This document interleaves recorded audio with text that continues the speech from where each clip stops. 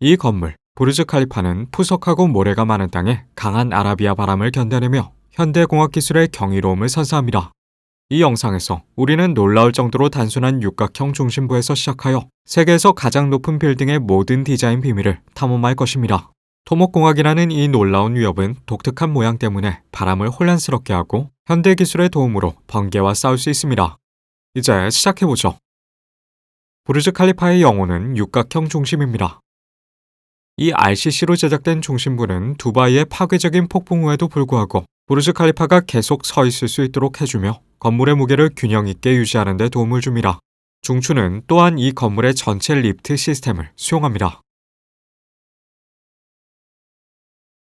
이렇게 가느다란 중심액은 매우 불안정합니다. 이론적으로 그것은 언제든지 떨어질 수 있습니다.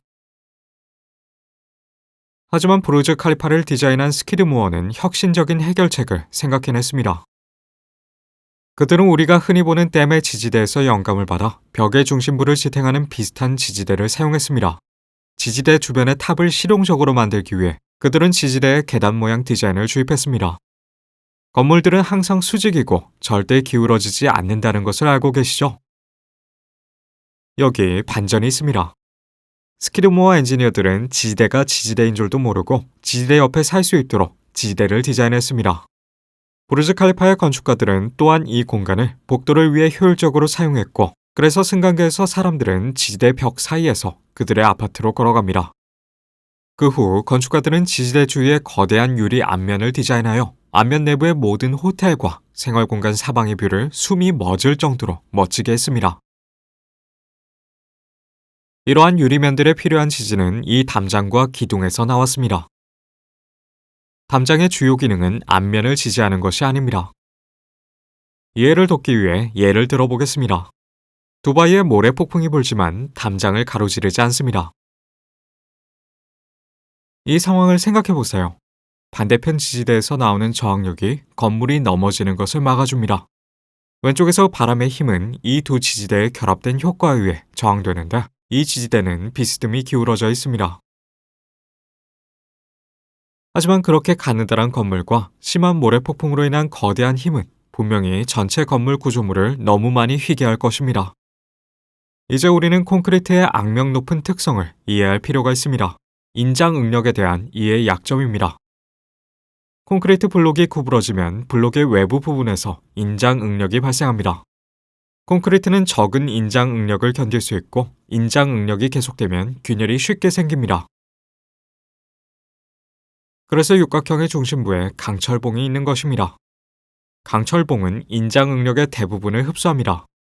하지만 중심부가 너무 구부러지면 중심부의 콘크리트 부분이 인장력을 감당할 수 없게 됩니다. 구조공학에서 캔틸레버 빔 밴딩을 방지하는 가장 좋은 방법은 I형 섹션을 사용하는 것입니다. 그게 바로 우리가 담장과 지지대를 연결할 때 하는 일입니다. 자세히 살펴보면 모양이 I 단면처럼 된 것을 알 수 있습니다. 전체 건물은 이제 구조적으로 강하고 구부러지지 않고 인장 응력을 견딜 수 있습니다. 부르즈 칼리파 오리지널 디자인의 검은색 줄무늬가 보이시나요? 기계 바닥이에요. 만약 여러분이 그들의 중요성을 알고 싶다면 이 도표를 보세요.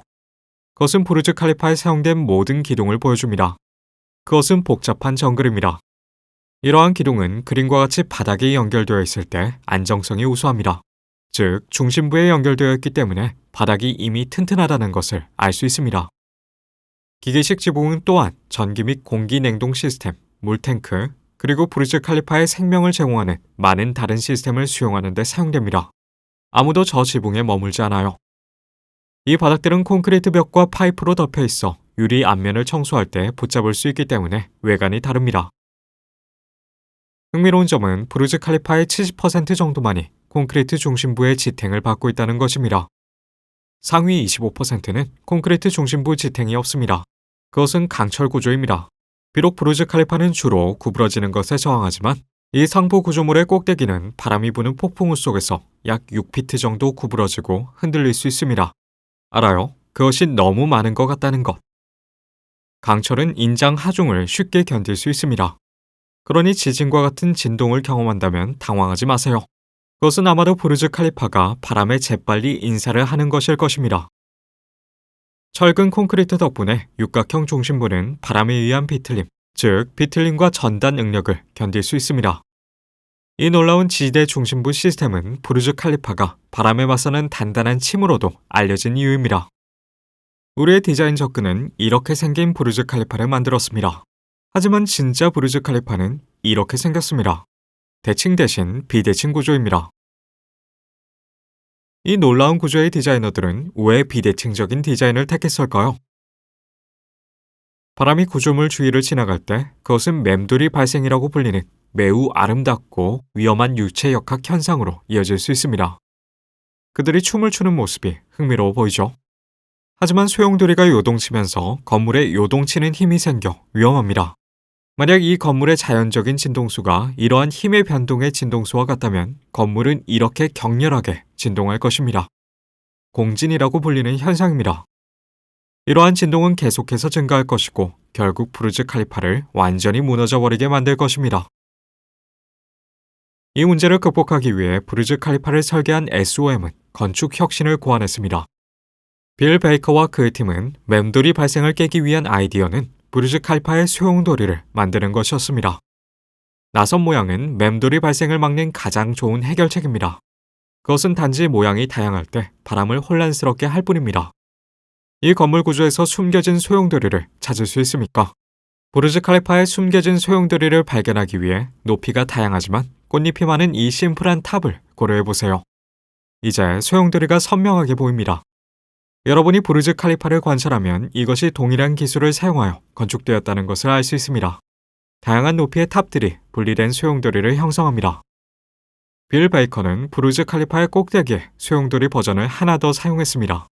그는 층마다 다양한 각도를 지정했습니다.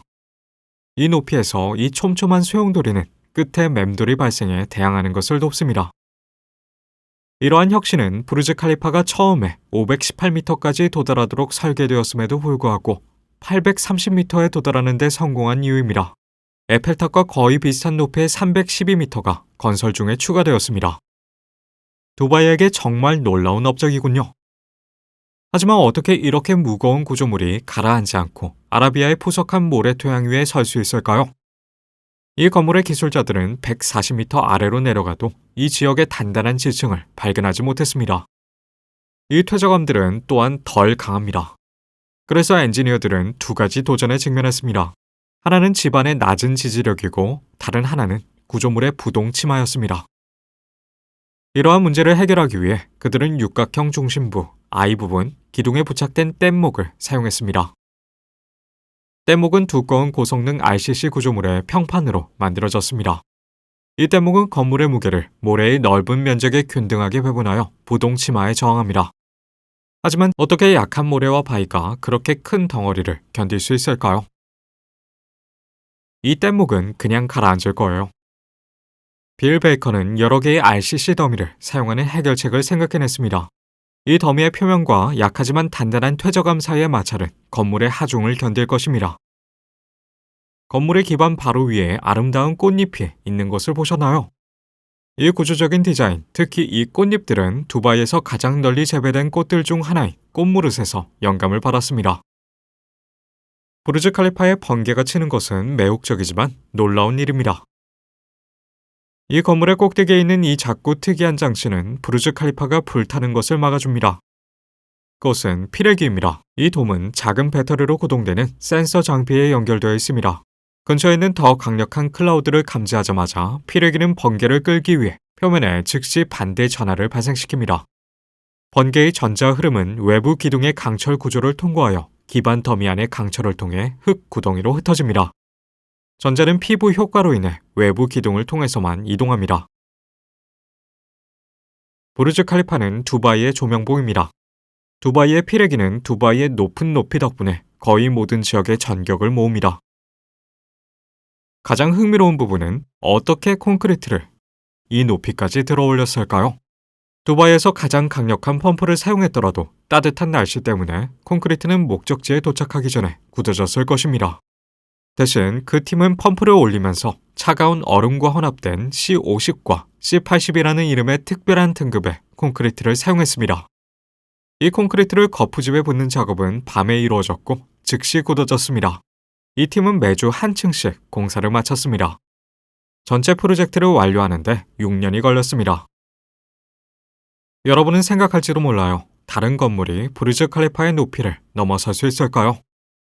건물이 높아질수록 이 영상에서 본 디자인 과제도 많아집니다. 만약 엔지니어가 이러한 어려움을 극복할 수 있을 만큼 충분히 똑똑하다면 그들은 더 높은 빌딩을 완성할 수 있습니다. 하지만 쉬운 일이 아니에요. 이제 여러분은 이 거대한 구조인 부르즈 칼리파를 지탱하는 놀라운 세부 사항들을 이해하셨으니 이 건물 안을 둘러보도록 하겠습니다. 머지않아 우리는 부르즈 칼리파 정상에 오를 수 있을 것이고 이 영상의 마지막에 도달하겠지만 떠나기 전에 레식스 팀에 합류하는 것을 잊지 말아주세요.